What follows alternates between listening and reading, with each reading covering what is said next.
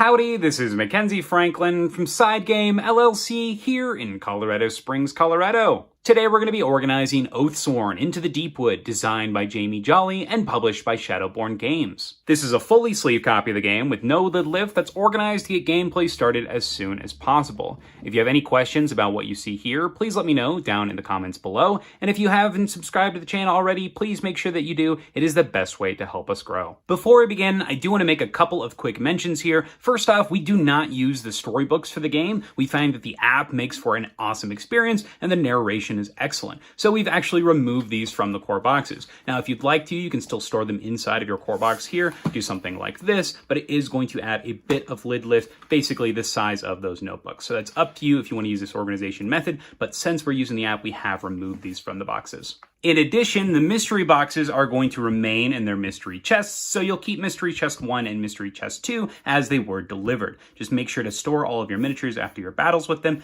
and then get ready for the next scenario. So keep all those mystery chests the same. We're not going to talk about the secret box in this video here. I'll leave that for you to discover on your own, but it's not going to be integral to this organization system at all, so we won't cover it. All of your map packs you're going to keep, and there's spoiler warning, sealed map pack tube here. Just go ahead and put that to the side for now. And the last thing to mention is that we do utilize the terrain box. It's going to store a lot of tokens, terrain, characters, and you will make sure to utilize this box. And it does have a bit of lid lift on this one here, on the terrain box. You can see that smidge here. That is something to be aware of. If you want to remove this lid lift, you are going to need to disassemble the trees. So it's going to be an easy fix if you disassemble the trees, but I personally hate reassembling and disassembling the trees as it does take more time. So I've gone with that little tiny bit of lid lift instead. So it's totally your call on the terrain box. With that all being said, let's get started organizing Oathsworn into the Deepwood. First off, we lift the lid, and on top you'll see that we have a lot of our paper components as well as our board on top. We have all of our rulebooks for the game, including your story rulebook and your encounter rulebook, and then your encounter book. This is going to tell you how to set up each of your fights.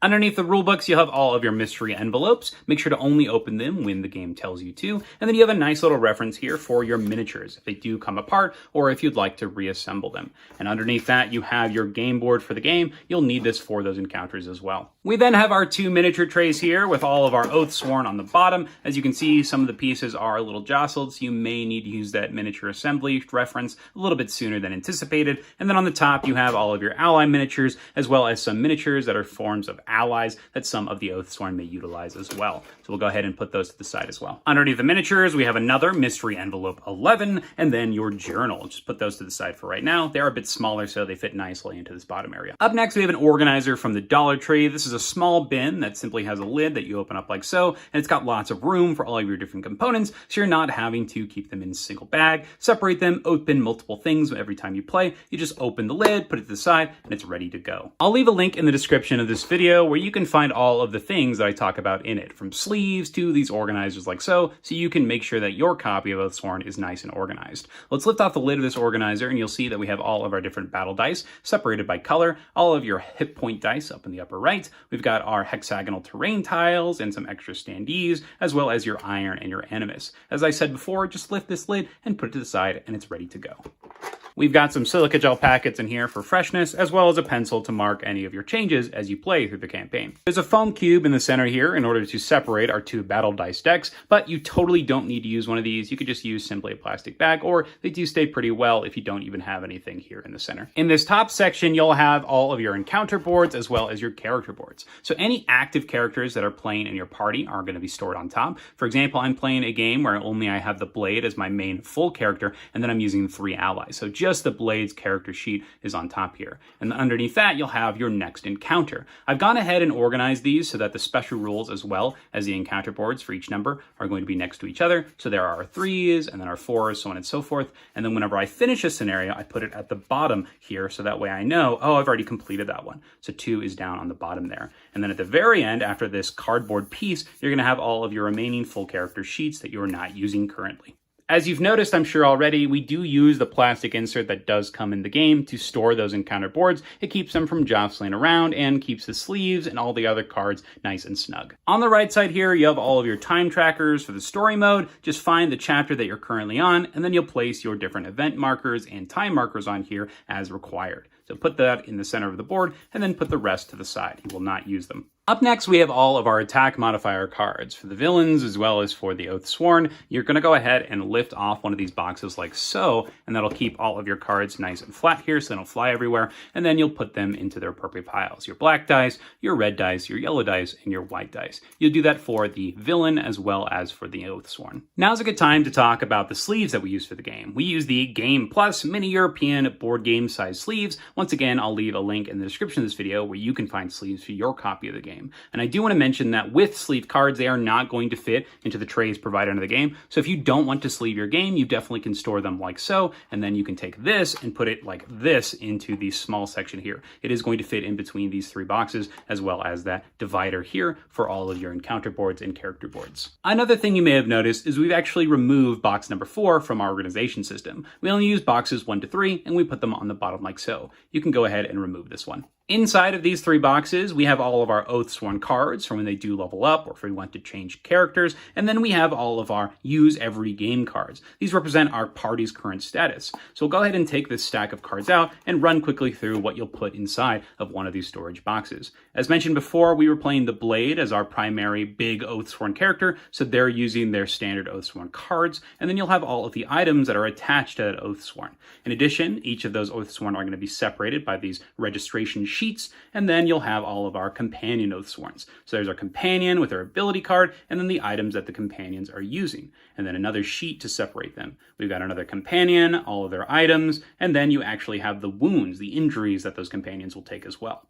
And once again, another separation sheet here, companions, etc., etc. After all our Oathsworn, we have our backpack card, as well as all the items that we're not using, all of our allies, including any allies that you've unlocked during your story, your reference cards, as well as your current items. And then lastly, we have our city events, as well as our Deepwood events. You'll have that all on the table there, ready to go whenever you need to pull from those piles. The last thing that we have in box 3 is Mystery Box Z. You can put this in the back here like so, and it'll help keep those cards up. You can also replace the foam block that we use to separate the attack modifier decks with it, and just put it in the center like so. It's up to you, and based on how big your card collection is growing. So totally your call. So return Mystery Box Z as well as all of our current Oathsworn cards, like so. Now's a good time to talk about the standard size card sleeves that we use for the game. I use the Ultra Pro Pro Matte Deck Protector sleeves, the standard size. I really love the way that they handle, and they've got a nice matte finish to reduce the glare. My favorite type of sleeve that I use for all games that use standard size sleeves. Once again, links in the description of the video where you can find sleeves for your copy of the game. The next 2 boxes are almost identical, with all of our Oathsworn cards being stored in here. These are going to be all the Oathsworn cards that we have not unlocked yet for the characters we're currently using, as well as new Oathsworn characters, but they're all stored in a similar way. Now, because we sleeve our cards, they do not fit nicely into these plastic bags. I'll just show you how we use them to separate them, though. We put them on the side like so you can see from a distance, oh, okay, this is the one that I'm looking for when you're flipping through your Oathsworn. So I'll remove that bag, put it to the side, and then we have all of our character cards, as well as our ally and our level 1 ability if you decide to use them as a companion. And then we have a card separator, and then all of the level up cards on the back here. So this is a pretty nice way, and all of the Oathsworn here are going to be organized like this, so that way you can clearly see what you have access to based on the character that you pick. We'll return the Huntress back to her box, and then we'll move on to the rest of the cards in the game. When you open up your box for Oathsworn, it'll tell you to put the cards in specific orders, and you are still going to want to do that, but you're just not going to put them into their boxes. You're going to leave them into these large columns. Because of the sleeved cards, they are not all going to fit in the boxes, so we've had to make some changes. But I really like this column system as it does the same thing by using the dividers that are included with the game. As laid out in the rulebook, you're going to have all of your allies, events, curative deck, injury deck, common item deck, unique item deck, and then the common items 1 through 5, 6 through 10, and 11 through 15. When you've cycled through a specific item type, I do like to put that specific number on the back of these item decks. So we've already gone through items 2, so I put that in the back so it's easier to find a common items 4 when we're ready to prep the new common item deck.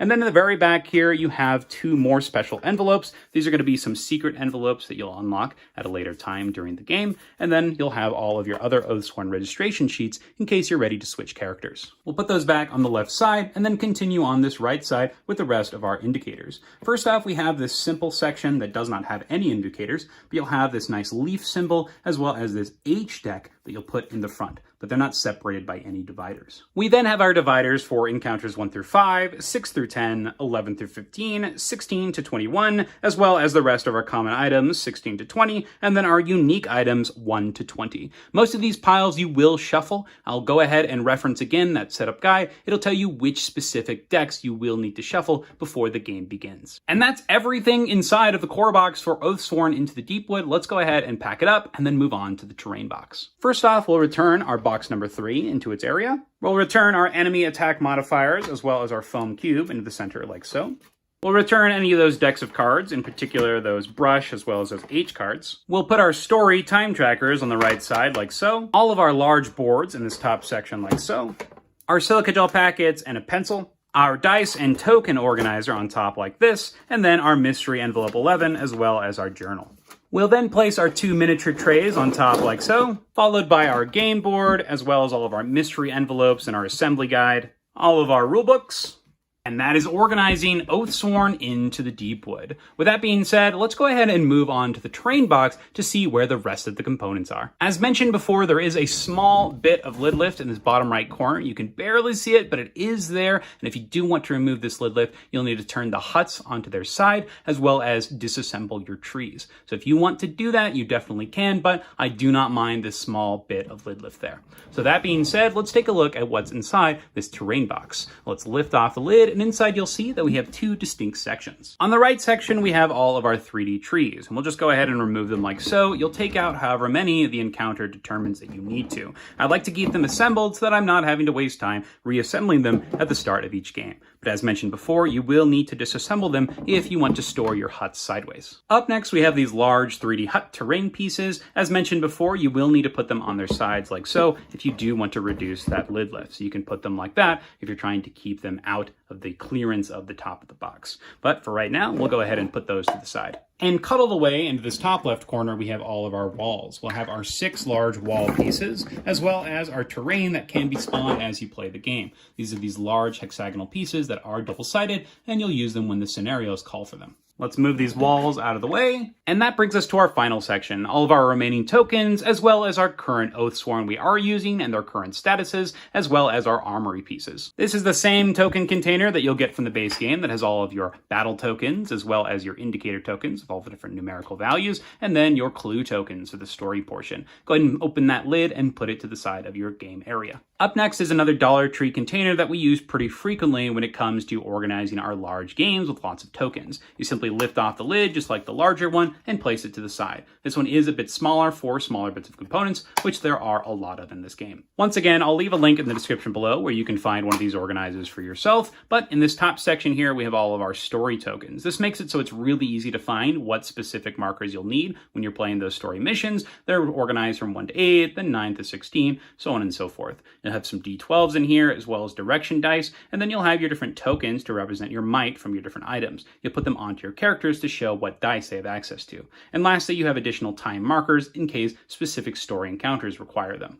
Underneath that, you'll have your free company sheet. This is going to be for your current campaign. I won't get into this in detail. In the bottom left, you'll have your armory box, and it's specifically made to store all of your Oathsworn character you're currently using, and I think it does its job really well. You'll have your Oathsworn themselves, their HP dial, any Animus they have, their iron, any counters, and then their might tracker tokens. You'll have that for each of the Oathsworn that you are using. Underneath your armory box, you'll have all of your different weapons that you can switch out from your characters. For example, we're using the Blade and the Warden, so here's the bag with all of their interchangeable weapons. You can do so anytime you get new common items to reflect it on your miniatures. Underneath the interchangeable weapons, you'll have the rulebook for the armory itself, as well as more of your free company sheets if you're ready to start a new campaign. And the last item that we have inside is actually your setup guide, as I mentioned earlier when talking about the cards, and I think this is a great idea to keep it just in case for when you do finish your campaigns and you need to reset the game, or if you're looking to sell it off. So I do think this is an easy one that you can just keep on the bottom like so, and then if you need to reference it, it's there. You don't have to go looking for it. With that all being said, that's everything inside of the terrain box. Let's go ahead and pack it up. First off, let's start off with those paper components and then all of our interchangeable weapons. Next up, we have all of our currently used Oathsworn, as well as our current free company sheet. And lastly, for this section, we'll put our small token organizer, as well as our included organizer for all of your battle token and numerical tokens. Next up, we'll put all of our wall terrain in this upper left corner with 3 on the bottom, and then 3 on top. We'll put our large hut miniatures in this upper right corner and this bottom right corner, all of our terrain tiles on the side like so, and lastly all of our tree miniatures. And we'll put them so that the roots are on the sides here, so it's easy to actually put them in and remove them at the same time, and so it's not going to be a trouble when we're actually ready to start this next scenario. So put them in a configuration, and we'll put the last tree in like so. And as you probably noticed, we don't actually keep any of the cardboard terrain around that has a miniatures version to replace it. Why use a cardboard one when you do have the big house? But you can store these to the side if need be. And that's everything inside of the terrain box for Oathsworn Into the Deepwood. And that is organizing the current all-in for Oathsworn Into the Deepwood. If you have any questions, once again, about anything that you saw here, please let me know down in the comments of this video. And for links to all of the things that I talked about in this video, please take a look in the description. How do you organize your copy of Oathsworn Into the Deepwood? What's your current party consist of? Who's your favorite Oathsworn in the game? What do you think of this boss battler? And are you going to be ready for Season 2? We'd love to hear what you think. But thank you so much for watching SideGame Strong.